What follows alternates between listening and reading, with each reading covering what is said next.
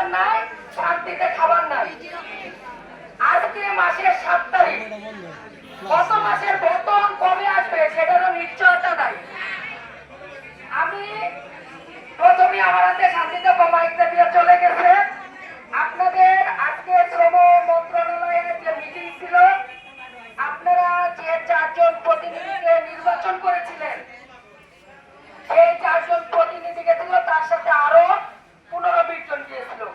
আমরা 2 সংগঠনের সভাপতি, সেক্রেটারি, আমাদের প্রচার সম্পাদক, ওদের ফাতেমা গেছিল, আমাদের সংগঠন থেকে আরো 6 জন আমরা গেছিলাম।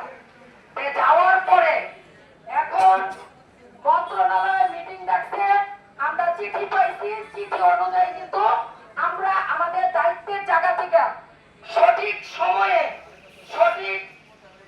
আমরা ওখানে উপস্থিত হয়েছি।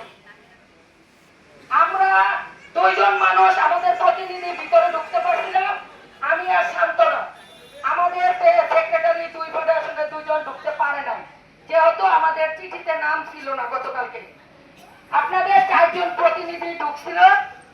যে আলোচনাগুলো হয়েছে ওখানে বিজেপির লোক ছিল, বিজেপির